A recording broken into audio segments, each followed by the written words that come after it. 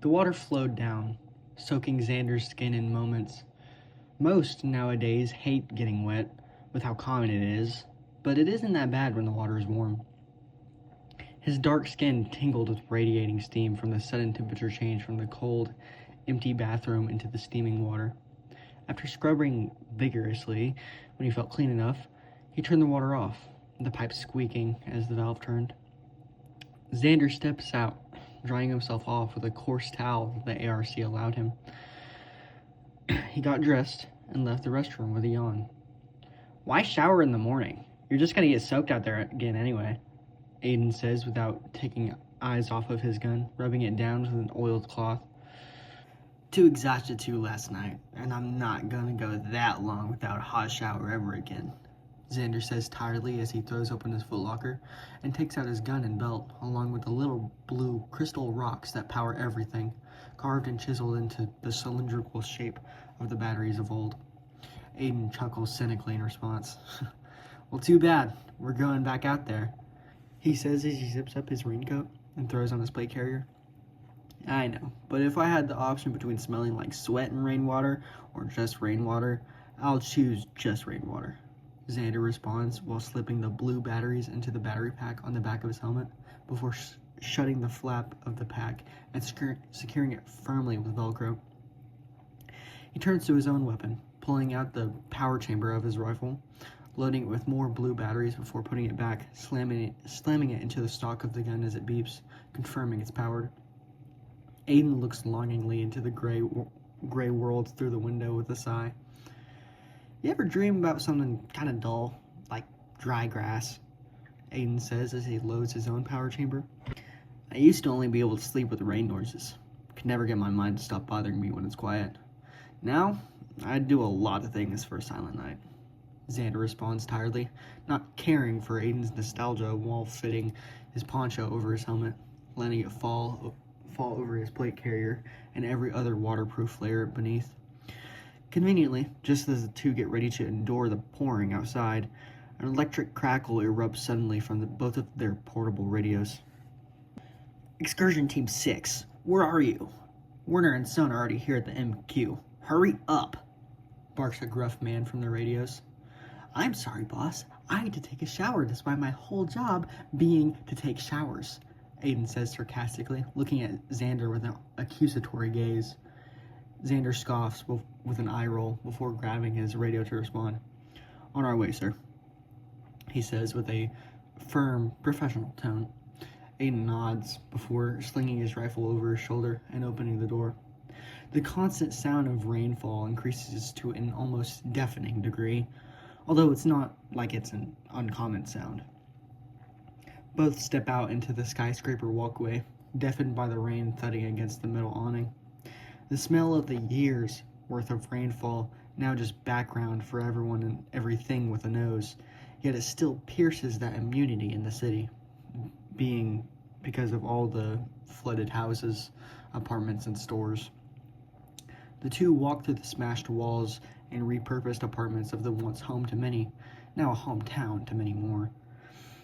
The repurposed homes have become streets, stores, and barracks. The loudness of the rain forces everyone to yell just for simple conversation, hurting your ears just by standing outside. Finally, the two reach an untouched apartment. The guard at the door nods before stepping aside, opening the door. The thumping rain turned into an annoying buzz as the door shut behind them. There you are. About time, the man from the radio says before he leans down on the table in the center of the room, gesturing for the two to sit with the rest of the group. Listen up, crew. This operation's gonna be risky. You aren't just going to be enjoying the sunny weather while looking for pretty seashells. We lost an important ship out there. Had the biggest shipment of rock we've ever found. Last we heard from them, they were attacked by some islanders out west, somewhere in the mountains of Cali. We can't risk this rock getting sold and divided. You four will move out ASAP and retrieve the shipment. Above all else, if possible, find the ship and our crew. Questions? He said, his voice booming with authority. Yeah, boss. We know who exactly robbed us. A big group, armed? Asked Werner, leaning forward to hear his answer. Definitely armed. Our ship wouldn't give up that much rock just because someone asked. As for size, who knows? Ah, bloody hell. It's the same as Russian roulette, Werner says to himself cynically with a heavy sigh as he leans back. How far is it? The ever-silent Sun Dao asks. You'll get there pretty late, maybe by sunset if conditions are preferable. Not much else to say. All right, I think we're good to go, Xander says before turning back to his crew. Come on, guys, let's head down to the docks, Xander says with energy as everyone funnels out. Good luck, excursion team, the boss shouts to the other three before turning specifically to Xander. Xander, keep those boys safe. ARC needs every team. Riding a boat in deep blue water with tall buildings surrounding you is quite a surreal feeling. It's like riding through the tip of Atlantis. Although it's hard to appreciate the taboo view when you can't even hear yourself think. The four ride out into a literal urban ocean where you can see silhouettes of rooftops underneath the deep rainwater. Yet, with the homes being so low, they can ride straight west, getting out of the concrete jungle. Xander walks through the extremely tight hallways, pacing thoughtfully. ARC. Quite, how you say, ironic. Do you not think so, sir?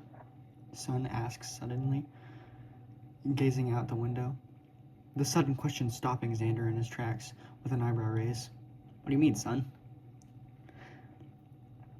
They try to help everyone, which is true, partly, but only help people who work for the Coalition.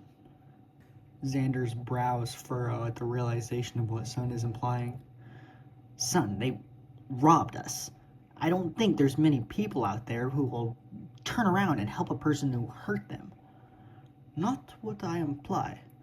Not many join Coalition freely. They are forced.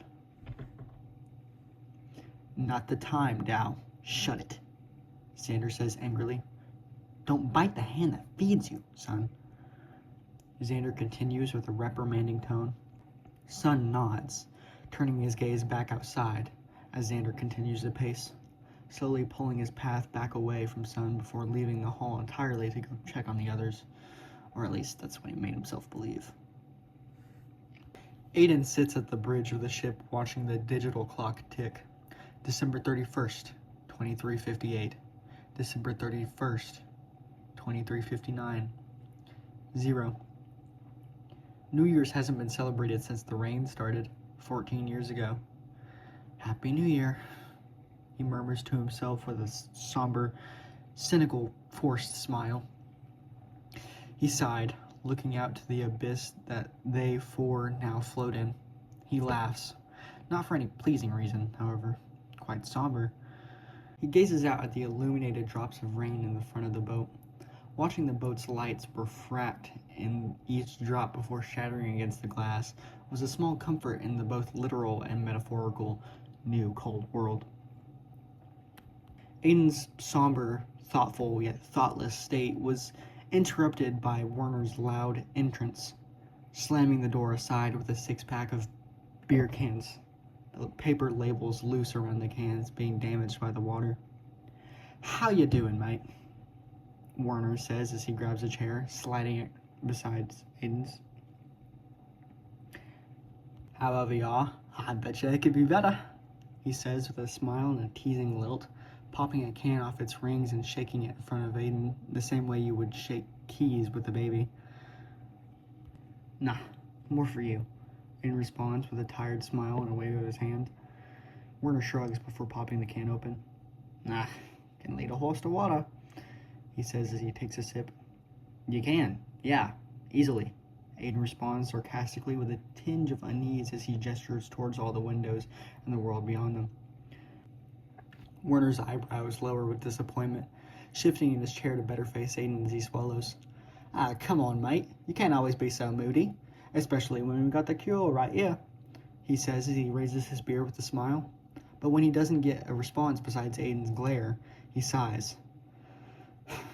Look, the way I see it, nothing really has changed. Just a power flip. Power flip? Aiden repeats, confused. Yeah, you know, the rich had it easy, now the poor have it easy. At least, easier than the rich are. Yeah, right, I bet millions drowned because they couldn't afford something to get them above water. Not what I meant. I mean, money means nothing now. Now it's all about workers and rocks. Rocks!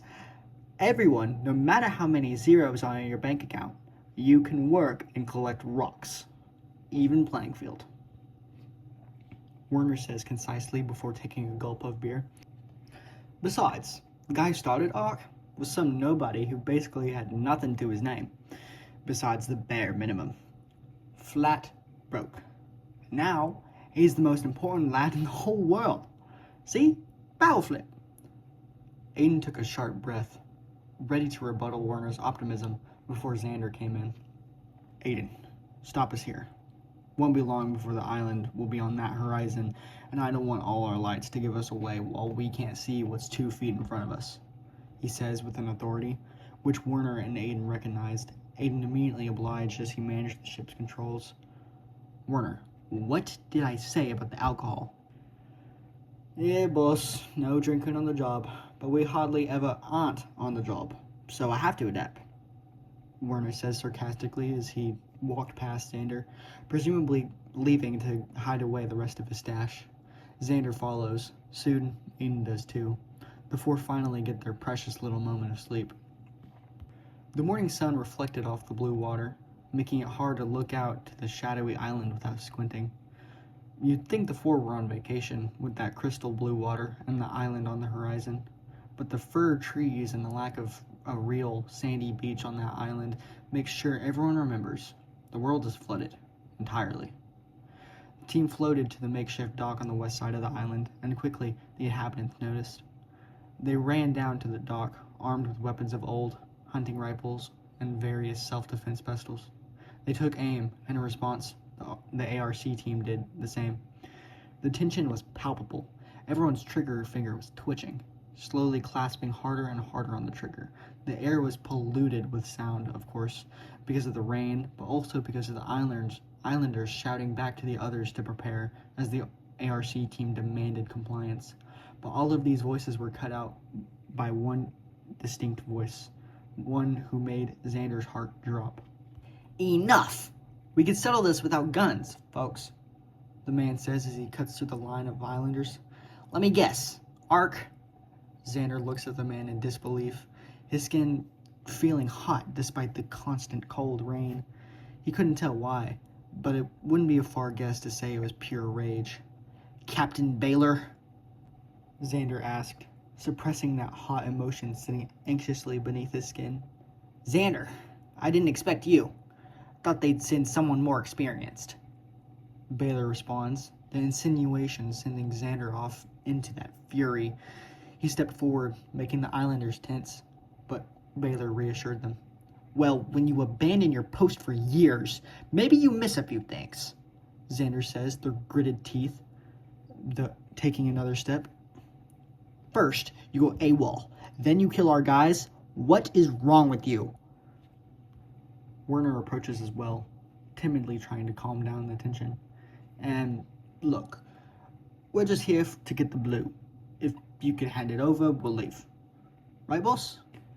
Werner puts a friendly hand on Xander's shoulder, but without breaking his wrathful gaze at his traitor of a captain, he shoves his hand off as if it burned him. Nope. We're gonna bring in the captain, too, Xander says demandingly. The islanders tense up, their weapons slowly rising to a low ready.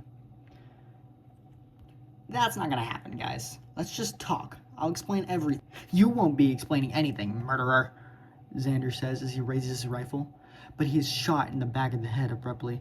The shot surprised everyone. The entire crowd turns to the source of the loud bang echoing through the wet night. Son, what? Werner says with his rifle pointed at Sun. Before he can respond, the islanders take the opportunity to tackle Werner and detain Aiden and Sun. Sun being the only one not to resist. He knew that Xander was too brainwashed to see the ARC's flaws. This was the only way. No, you sons of... Let me go! You don't want to mess with ARC. Let me go! screamed Werner as he wriggled free, throwing himself towards his rifle, laying in the muddy grass. The islanders execute him before he is able to get a shot off. Aiden can't think. He winces at the sight of Werner, the ever-optimistic one being the one punished for doing what he thinks is right. But the fact is, no one is right here. Just vultures fighting over the rot. I am sorry, Aiden. I did not want to kill Xander. Or did I wish for Werner to die? But the Ark are not innocent. You must understand. Shut up, son. Don't try to play the lesser of two evils card on me. You're dead to me, son. Not for betraying Ark, but for betraying your brothers. Aiden growls as he and son are dragged into a shack to be brainwashed into a different kind of survivor.